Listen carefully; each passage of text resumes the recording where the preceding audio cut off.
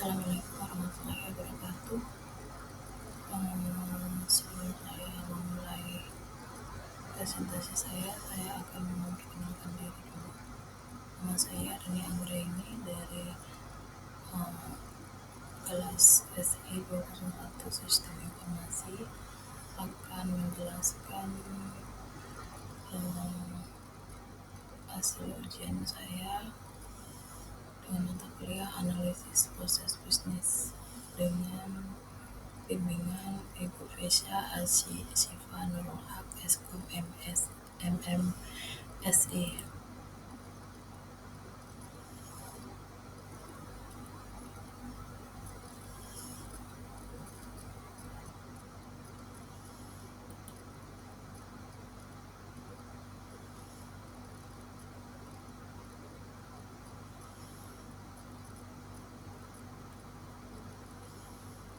Untuk saya akan menjawab pertanyaan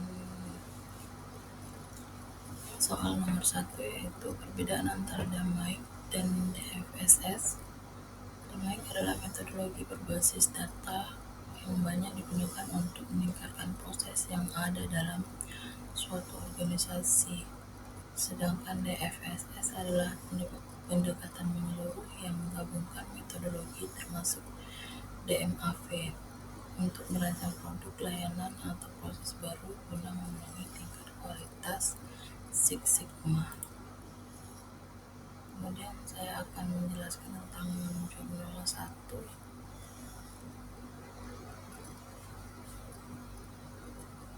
Jurnal 1 membahas tentang metodologi Lean Six Sigma 4.0 untuk mengoptimalkan ujian kerja dalam operasi.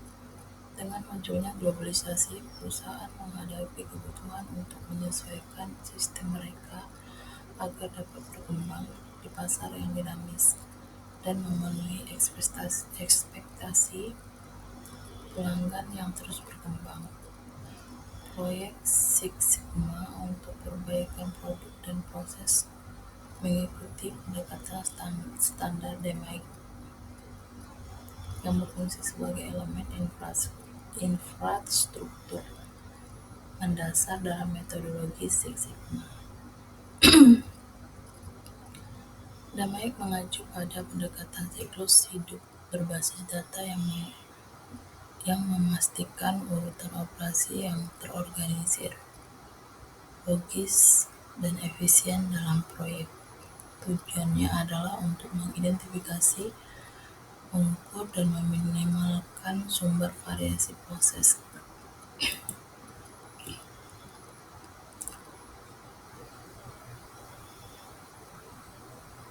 Selanjutnya, menurut George 2003, menggabungkan metodologi LSS sangat penting untuk mengurangi biaya dan kompleksitas. Meskipun Lean berfokus pada kecepatan, proses, dan pengurangan modal, Six Sigma saja mungkin tidak memberikan pengendalian statistik yang diperlukan. Alternatifnya, LSS adalah meminimalkan pemborosan, meningkatkan kinerja, dan kontribusi terhadap kepuasan pelanggan dengan mengurangi biaya yang tersembunyi dari kompleksitas. LSS memastikan keterlibatan seluruh pemangku kepentingan, memungkinkan penetapan jangkauan dan kualitas tanpa mengorbankan kecepatan biaya.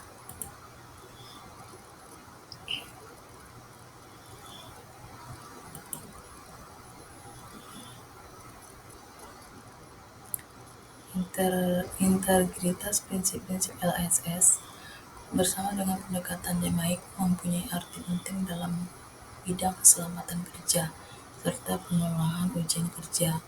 Dengan menerapkan prinsip LSS, organisasi dapat mengidentifikasikan potensi bahaya, mengurangi kecelakaan kerja, dan meningkatkan budaya keselamatan secara keseluruhan.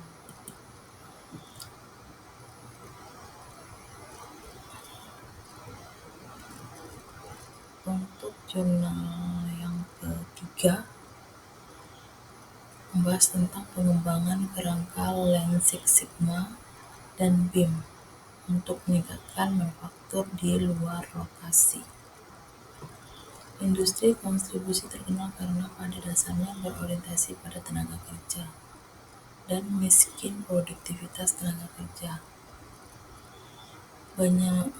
Penyelesaian proyek yang tertunda, tidak memenuhi persyaratan peraturan, berkelanjutan yang rendah, proses yang tidak efisien dan melebihi biaya yang dianggarkan yang direncanakan. Industri kontribusi bertanggung jawab atas 28% emisi karbon dioksida. Dampak karbon dioksida terkait energi global.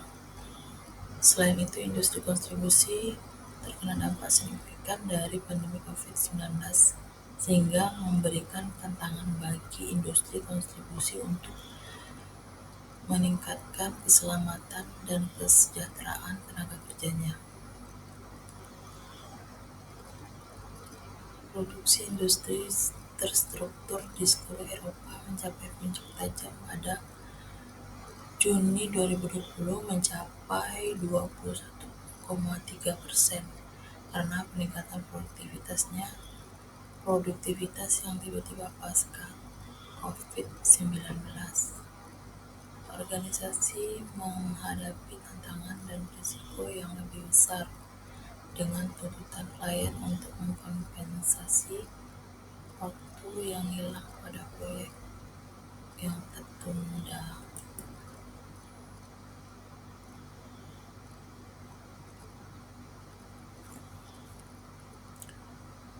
Proyek konstruksi sangat padat modal dan ditandai dengan proses perencanaan,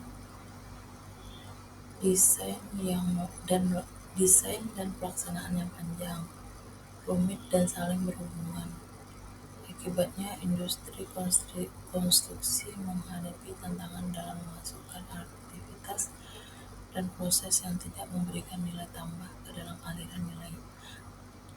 aliran nilainya, yang mengakibatkan inefisiensi, produktivitas rendah, dan terkadang kualitas buruk. Efisiensi dalam konstruksi industri adalah pembengkakan anggaran akibat keterlambatan dalam memenuhi jadwal pelaksanaan proyek dalam pemborosan material. Industri konstruksi telah menerapkan Lean agar tidak terlalu boros dan lebih berkelanjutan dalam beberapa tahun terakhir. Penelitian telah menunjukkan penerapan konstruksi ramping dan teknologi digital canggih, khususnya BIM, untuk meningkatkan kualitas, produktivitas, dan kinerja proyek. Teknologi seperti BIM sebagai teknologi digital inovatif, memindai point cloud, dan peralatan instalasi virtual atau augmented reality mempunyai dampak yang besar pada cara pelaksanaan proyek konstruksi. BIM memungkinkan pembuatan model simulasi yang kaya informasi dan akurat. Manfaat BIM sebagai Lean mengurangi perubahan yang diprakarsai pemilik dan kesalahan atau kelalaian desain hingga lebih dari 80% karena kemampuan BIM untuk mendeteksi kesalahan atau kelalaian pada tahap prakonstruksi.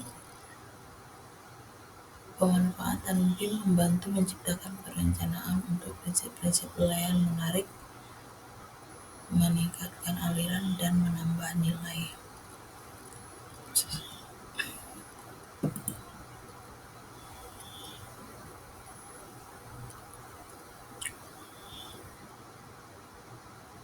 Jurnal berikutnya membahas tentang pembelajaran teori peningkatan kualitas pengalaman dengan pembelajaran reflektif dari sudut pandang siswa. Perlunya kursus peningkatan kualitas jenis baru literatur saat ini tentang pengajaran manajemen kualitas atau QM di tingkat yang lebih tinggi, membahas bagaimana siswa di industri memahami dan mampu menggunakan berbagai alat dan metode peningkatan kualitas berdasarkan pemikiran ramping. Para profesional harus mengatasi tuntutan pekerjaan yang sedang berlangsung sambil melanjutkan pendidikan mereka. Artinya, pelaksanaan atau mata kuliah harus disesuaikan dengan situasi tersebut. Dalam konteks ini, terdapat kebutuhan mata kuliah dibandingkan dengan mata kuliah tradisional di universitas yang mencakup penerapan metode peningkatan kualitas yang pada permasalahan bisnis aktual.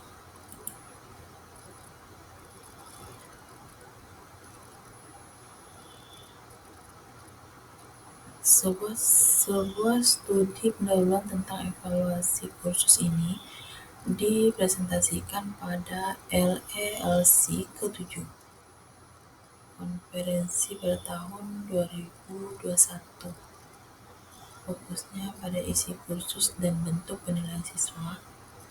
Tujuannya adalah untuk mendapatkan wawasan mengenai pandangan mahasiswa mengenai dua mata kuliah yang telah diselesaikan dan menentukan sejauh mana mereka mengantisipasi kemampuan menerapkan pengetahuan dari mata kuliah tersebut di tempat kerja mereka.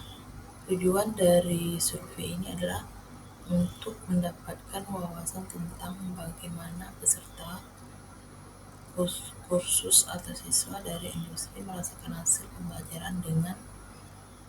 pembelajaran reflektif dalam kursus yang baru dibuat dalam peningkatan kualitas berdasarkan Lean Six Sigma, TQM, dan metode peningkatan lainnya.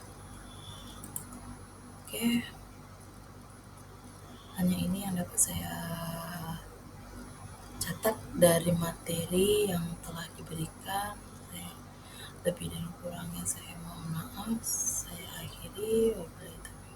Wassalamualaikum warahmatullahi wabarakatuh dan terima kasih.